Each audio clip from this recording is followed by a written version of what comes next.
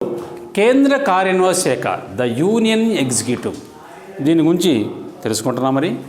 మరి ఈ కేంద్ర కార్యనిర్వాహక శాఖలో నిన్న నేను ప్రధానమంత్రి అధికారాల విధులు ఫస్ట్ యొక్క 4 అధికార విధులు చూడడం జరిగింది. ఈరోజు మిగిలిన 4 అధికారులు చెప్పుకుందాం. ప్రధానమంత్రి అధికారులు ఫస్ట్ అధికారం ఏంది మనకు కావాల్సింది? ఫస్ట్ అధికారం ప్రధానమంత్రి కేంద్ర క్యాబినెట్ నాయకుడు. ప్రధానమంత్రి కేంద్ర క్యాబినెట్ నాయకుడు. ప్రధానమంత్రి కేంద్ర క్యాబినెట్ నాయకుడు. Leader of the union cabinet. Leader of the union cabinet. రెండో పాయింట్, ప్రధానమంత్రి కేంద్ర ప్రభుత్వ నాయకుడు. Leader of the union government. అదేవిధంగా ప్రధానమంత్రి పార్లమెంట్ నాయకుడు. Leader of the parliament. Fourth point, రాష్ట్రపతి కేంద్ర మంత్రిమండలి మధ్య వారధిగా ఉంటారన్నమాట. రాష్ట్రపతి కేంద్ర మంత్రిమండలి మధ్య వారధి అన్నమాట ప్రధానమంత్రి.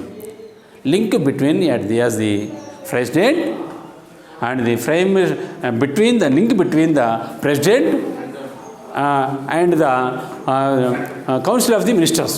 Council of the ministers. ఆ నాలుగు పాయింట్లు చూడడం జరిగింది. ఈరోజు మిగిలిన 4 పాయింట్స్ ఉన్నాయి. ఫస్ట్ 5వ పాయింట్, మెజారిటీ పార్టీ నాయకుడు, prime minister, leader of the majority. Leader of the majority party. Leader of the majority party, prime minister. దీని గురించి ఇస్తుంది. ప్రధానమంత్రి లోక్సభలోని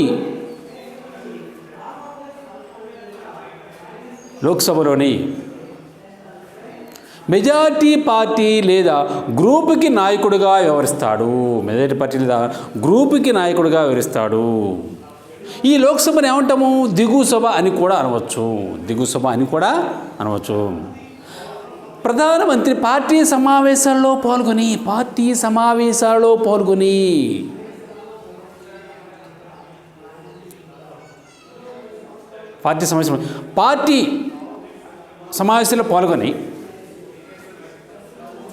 పార్టీ అనుసరిస్తున్న విధానాలను సభ్యులకు తెలుపుతాడు అన్నమాట. పార్టీ అనుసరిస్తున్న విధానాలను పార్టీ సమావేశంలో పాల్గొని పార్టీ అనుసరిస్తున్న విధానాలను, అలాగనే పార్టీ యొక్క వాగ్దానాలు. ఎందుకంటే ఎలక్షన్ జరిగేటప్పుడు ఏంటంటే ప్రతి పార్టీ ప్రజలకు కొన్ని వాగ్దానాలు చేస్తారు, హామీలు ఇస్తారు. మేము అవి చేస్తాము, ఇవి చేస్తాము, ఈ పథకాలు తీసుకొస్తాము, ఆ పథకాలు తీసుకొస్తాము, ప్రజలకు మేలు కలిగించే విధంగా మేము చేస్తాము అని కొన్ని హామీలు ఇస్తారన్నమాట. వాటిని ఏమంటాము? వాగ్దానాలు అంటాము.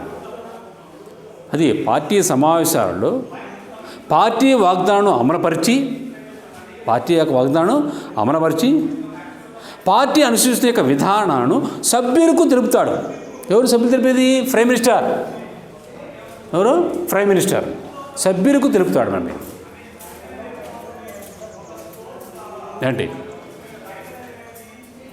అదేవిధంగా ప్రభుత్వ కార్యకలాపాలలో పార్టీ సీనియర్ నాయకుల సేవలను వినియోగించుకుంటాడు. ఎవరు వినియోగించుకునేది? Prime minister. ఓకేనా? ఇది ఫస్ట్ పాయింట్. ప్రధానమంత్రి దిగువ సభలో మెజారిటీ పార్టీ లేదా గ్రూప్ నాయకుడిగా వ్యవహరిస్తాడు. పార్టీ సమావేశాలు పార్టీ వాగ్దానం అమలుపరిచి పార్టీ అనుసరించే విధానాలను సభ్యులకు తెలుపుతాడు.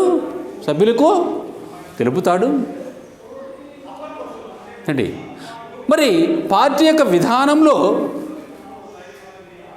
పార్టీ చేసే రూపకల్పన, పార్టీ చేసే కార్యక్రమాల్లో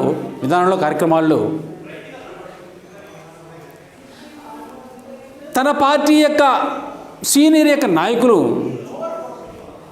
సేవలను వినియోగించుకుంటాడు. ఓకేనా? నెక్స్ట్ 2వ పాయింట్, జాతీయ నాయకుడు, leader of the nation. Prime minister leader of the nation. ప్రధానమంత్రి జాతి నాయకుడిగా వ్యవహరిస్తాడు. భారతదేశానికి జాతి నాయకుడిగా వ్యవహరిస్తాడు. లోక్సభ మొత్తం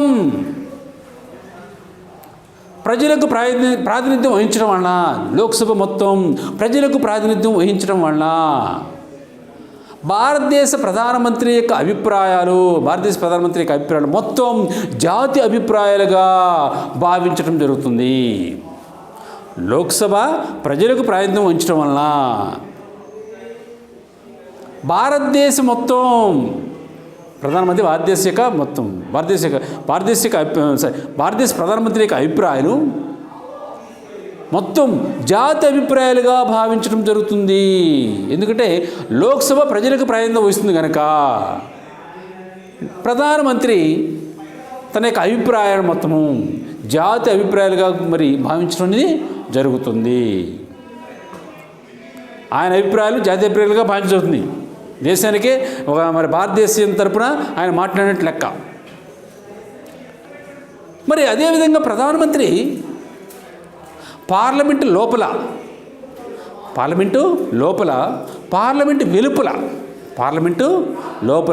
పార్లమెంటు యొక్క వెలుపల ఆయన చేసే యొక్క ప్రకటనలు ఎంతో ప్రాధాన్యత ఇస్తాయి.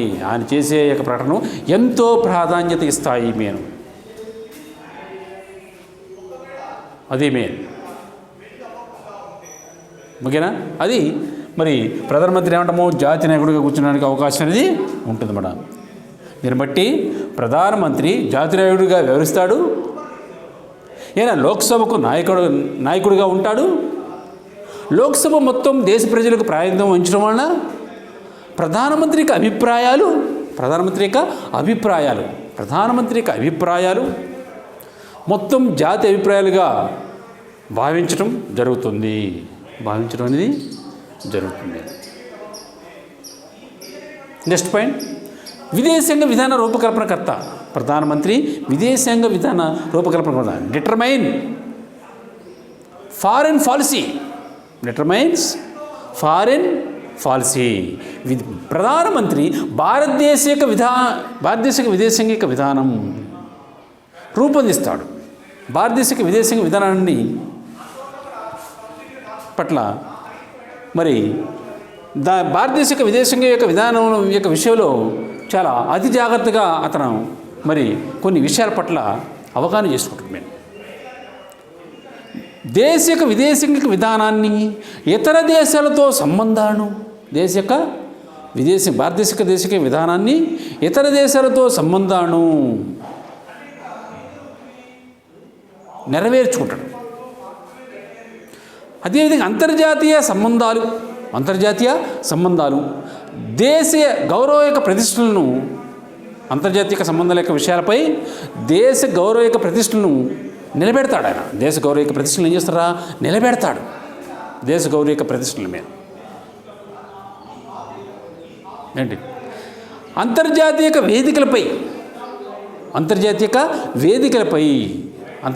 వేదికలపై భారతదేశం తరపున ప్రధానమంత్రి ప్రాతినిధ్యం వహిస్తాడు. భారతదేశం తరపున ప్రధానమంత్రి ఏం చేస్తారా, ప్రాతినిధ్యం వహిస్తాడు. మెయిన్ అది. ఇది ఎన్నో పాయింట్, ఇది 7వ పాయింట్. విదేశాంగ విధాన రూపకల్పనకర్త ప్రైమ్ మినిస్టర్ డిటర్మైన్స్ ఏంటి, ఫారిన్ పాలసీ. భారతదేశ యొక్క విదేశాంగ విధానాన్ని ఇతర దేశాలతో సంబంధాలను ఎంతో గౌరవంగా బాధ్యతగా తీసుకుంటాడు. అదేవిధంగా అంతర్జాతీయ సంబంధాలపై దేశ గౌరవ యొక్క ప్రతిష్టలను కాపాడతాడు. దేశ గౌరవ యొక్క ప్రతిష్టలను ఏం చేస్తాడైనా కాపాడతాడు. అంతర్జాతీయ వేదికలపై భారతదేశం తరపున ప్రాతినిధ్యం వహిస్తాడు.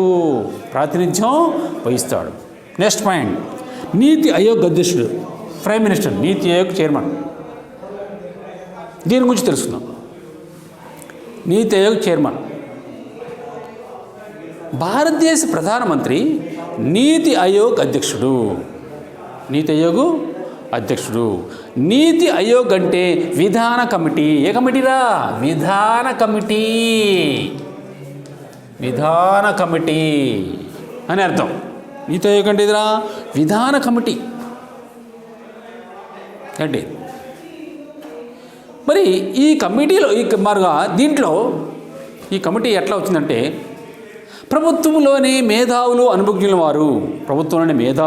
వారు పూర్వపు ప్రణాళికా సంఘం స్థానంలో ఏర్పాటు చేశారు.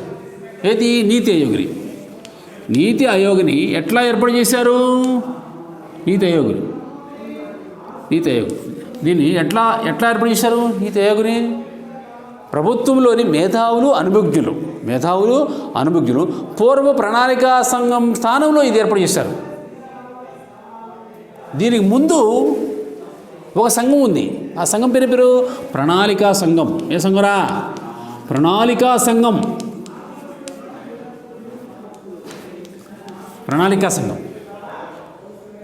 అంటే ప్రణాళికా సంఘం స్థానంలో నీతి ఆయోగం తీసుకొచ్చారు. భారతదేశంలో యొక్క మేధావులు అనుభవించిన అన్నమాట. ఓకేనా? దీని ఉద్దేశం ఏంది? భారతదేశ ఆర్థిక వ్యవస్థలో రాష్ట్రాలకు ప్రాతినిధ్యం వహించడము. దేశ ఆర్థిక వ్యవస్థలో దేనికి ప్రాతినిధ్యం వహించడం? దీని ముఖ్య ఉద్దేశము రాష్ట్రాలకు ప్రాతినిధ్యం వహించడం. మన భారతదేశంలో ఎన్నైతే రాష్ట్రాలు ఉంటే అన్ని రాష్ట్రాలకు ప్రాతినిధ్యం వహించడము మేము. అదేవిధంగా కేంద్ర రాష్ట్ర యొక్క ప్రభుత్వాలకు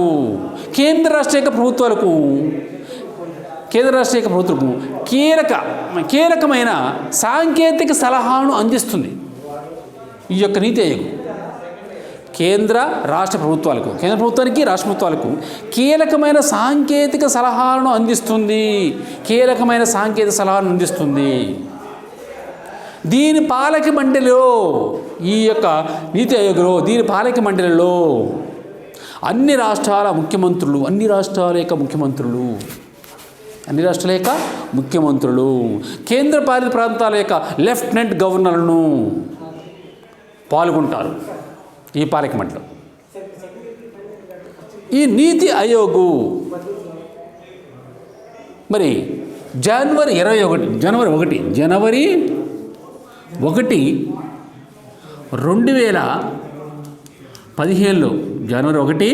2015లో నీతి ఆయోగ్ని అమలు చేయడం జరిగిందన్నమాట.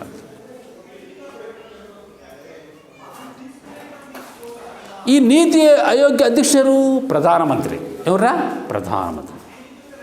అది దీన్ని బట్టి నీతి ఆయోగ్ అధ్యక్షుడు అంటే ప్రధానమంత్రి నీతి ఆయోగ్ అధ్యక్షుడు.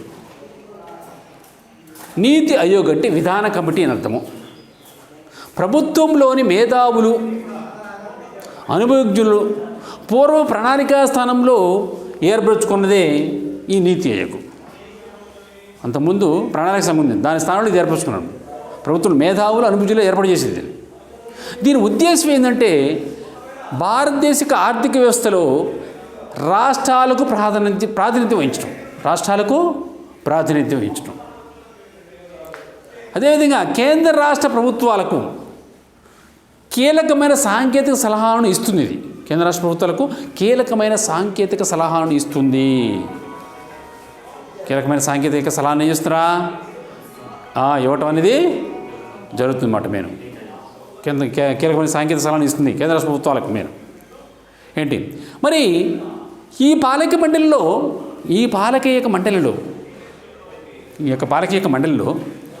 ఏంది మరి అన్ని రాష్ట్రాల యొక్క ముఖ్యమంత్రులు, కేంద్ర పాలిత ప్రాంతాల యొక్క లెఫ్టినెంట్ గవర్నర్లు పాల్గొంటారు. ఓకేనా? అది ఆ విధంగా అన్ని రాష్ట్రాల యొక్క ముఖ్యమంత్రులు, కేంద్ర పాలిత ప్రాంతాల యొక్క లెఫ్టినెంట్ యొక్క గవర్నర్లను పాల్గొంటారు. ఈ నీతి ఆయోగ్ని మరి ఎన్నో సంవత్సరాలు ఏర్పరిచారు? జనవరి 1, 2015 ఏర్పరచడం అనేది జరిగిందన్నమాట. దీన్ని బట్టి ప్రధానమంత్రి యొక్క లాస్ట్ యొక్క 4 యొక్క మరి పవర్స్ ఏంటి? ఫస్ట్ పాయింట్ ఇది prime minister. First point majority party నాయకుడు, leader of the majority party. అదేవిధంగా 6th పాయింట్ జాతీయ నాయకుడు, leader of the nation. 7th point అది విదేశాంగ విధాన రూపకల్పనకర్త, డిటర్మైన్ ఫారెన్ పాలసీ.